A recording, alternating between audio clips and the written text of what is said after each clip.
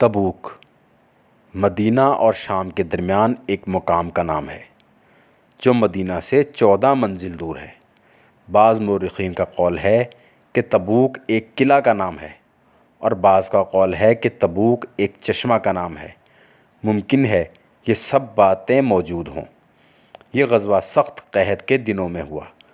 طویل سفر، گرم ہوا، سواری کم، کھانے پینے کی تکلیف، لشکر کی تعداد بہت زیادہ۔ اس لیے اس غزوہ میں مسلمانوں کو بڑی تنگی اور تنگ دستی کا سامنا کرنا پڑا۔ یہی وجہ ہے کہ اس غزوہ کو جیش العسرہ یعنی تنگ دستی کا لشکر بھی کہتے ہیں۔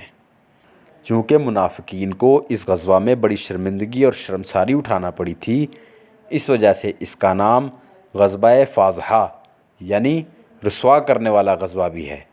اس پر تمام مورخین کا اتفاق ہے کہ اس غزوہ کے لیے حضور صلی اللہ تعالی علیہ وسلم ماہ رجب 9 ہجری جمعرات کے دن روانہ ہوئے تھے۔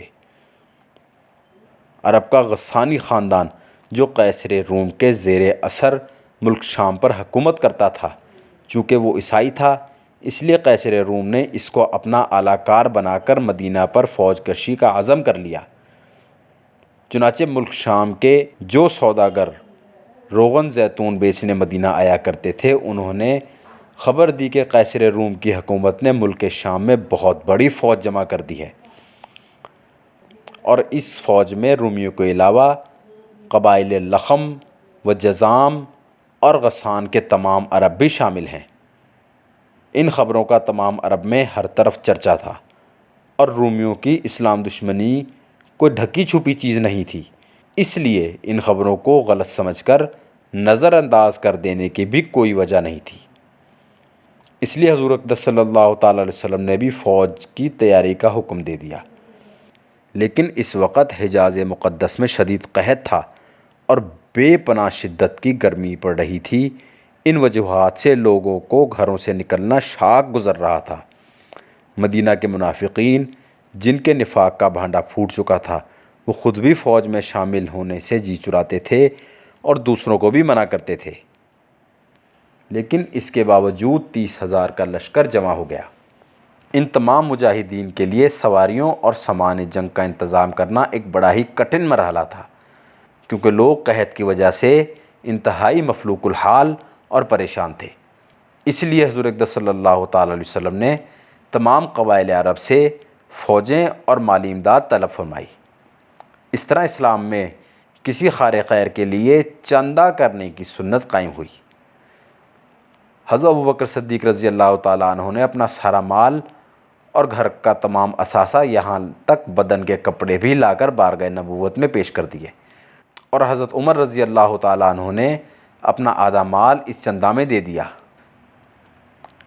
منقول ہے کہ حضرت عمر رضی اللہ تعالیٰ عنہ جب اپنا نصف مال لے کر بارگاہ اقدس میں چلے تو اپنے دل میں یہ خیال کر کے چلے تھے کہ آج میں حضرت ابوبکر رضی اللہ تعالیٰ عنہ سے سبقت لے جاؤں گا، کیونکہ اس دن کاشانہ فاروق میں اتفاق سے بہت زیادہ مال تھا۔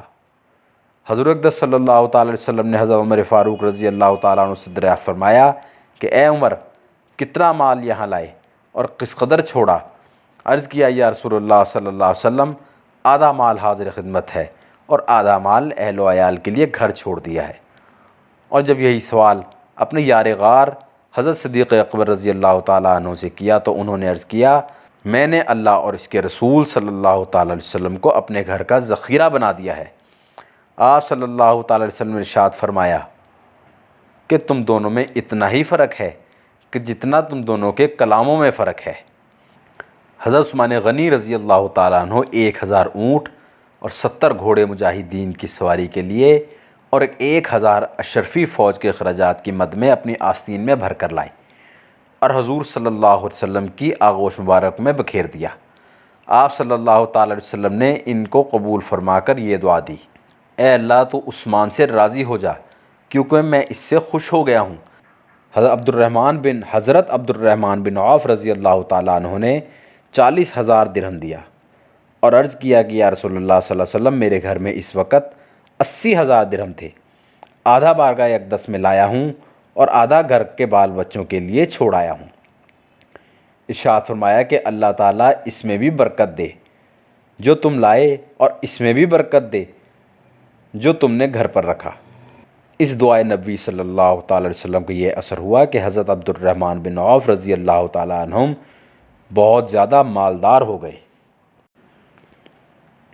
اسی طرح تمام انصار و مہاجرین نے حسب توفیق اس چندہ میں حصہ لیا۔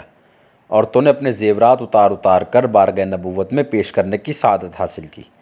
حضرت عاصم بن عدی انصاری رضی اللہ تعالیٰ عنہ نے کئی من کھجوریں دیں اور حضرت ابو عقیل انصاری رضی اللہ تعالیٰ عنہ جو بہت ہی مفلس تھے فقط 1 صاع کھجور لے کر حاضر خدمت ہوئے اور عرض کی یا رسول اللہ صلی اللہ علیہ وسلم میں نے دن بھر پانی بھر کر مزدوری کی تو 2 صاع کھجوریں مجھے مزدوری میں ملی ہیں، 1 صاع اہل و عیال کو دی ہے اور 1 صاع حاضر خدمت ہے۔ حضور صلی اللہ تعالی علیہ وسلم کا قلب نازک اپنے ایک مفلس جان نثار کے اس نذرانہ خلوص سے بے حد متاثر ہوا اور آپ صلی اللہ تعالی علیہ وسلم نے اس کھجوروں کو تمام مال کے اوپر رکھ دیا۔ بہرحال حضور اقدس صلی اللہ تعالی علیہ وسلم 30,000 کا لشکر لے کر تبوک کے لیے روانہ ہوئے اور مدینہ کا نظم و نسق چلانے کے لیے حضرت علی رضی اللہ تعالیٰ عنہ کو اپنا خلیفہ مقرر کیا۔ جب حضرت علی رضی اللہ تعالیٰ عنہ نے نہایت حسرت اور افسوس کے ساتھ عرض کیا کہ یا رسول اللہ صلی اللہ علیہ وسلم کیا آپ مجھے عورتوں اور بچوں میں چھوڑ کر خود جہاد کے لیے تشریف لے جا رہے ہیں، تو ارشاد فرمایا کیا تم اس پر راضی نہیں ہو کہ تم کو مجھ سے وہ نسبت ہے جو حضرت ہارون علیہ السلام کو حضرت موسیٰ علیہ السلام کے ساتھ تھی، مگر یہ کہ میرے بعد کوئی نبی نہیں ہے، یعنی جس طرح حضرت موسیٰ علیہ السلام کو کوہ طور پر جاتے ہوئے حضرت ہارون علیہ السلام کو اپنی امت بنی اسرائیل کی دیکھ بھال کے لیے اپنا خلیفہ بنا گئے تھے، اسی طرح میں تم کو اپنی امت سونپ کر جہاد کے لیے جا رہا ہوں۔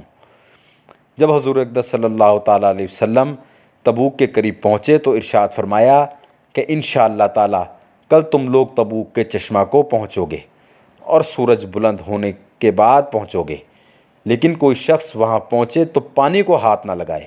رسول اللہ صلی اللہ علیہ وسلم جب وہاں پہنچے تو جوتے کے تسمے کے برابر اس میں سے پانی کی دھار بہہ رہی تھی۔ آپ صلی اللہ علیہ وسلم نے اس میں سے تھوڑا سا پانی مانگ کر ہاتھ اور منہ دھویا اور اس میں کلی فرمائی، پھر حکم دیا کہ اس چشمہ کو پانی میں انڈیل دو۔ لوگوں نے جب اس پانی کو چشمہ میں ڈالا تو چشمہ سے زوردار پانی کی موٹی دھار بہنے لگی اور 30,000 کا لشکر اور تمام جانور اس چشمہ کے پانی سے سیراب ہو گئے۔ حضور اقدس صلی اللہ تعالیٰ علیہ وسلم نے تبوک میں پہنچ کر لشکر کو پڑاؤ کا حکم دیا، مگر دور دور تک رومی لشکروں کا کوئی پتہ نہ چلا۔ واقعہ یہ ہوا کہ جب رومیوں کے جاسوسوں نے قیصر کو خبر دی کہ رسول اللہ صلی اللہ علیہ وسلم 30,000 کا لشکر لے کر تبوک میں آ رہے ہیں تو رومیوں کے دلوں پر اس قدر ہیبت چھا گئی کہ وہ جنگ سے ہمت ہار گئے اور اپنے گھروں سے باہر نہ نکل سکے۔ رسول اللہ صلی اللہ تعالی علیہ وسلم نے 20 دن تبوک میں قیام فرمایا اور اطراف و جوانب میں افواج الہی کا جلال دکھا کر اور کفار کے دلوں پر اپنا رعب بٹھا کر مدینہ واپس تشریف لائے اور تبوک میں کوئی جنگ نہیں ہوئی۔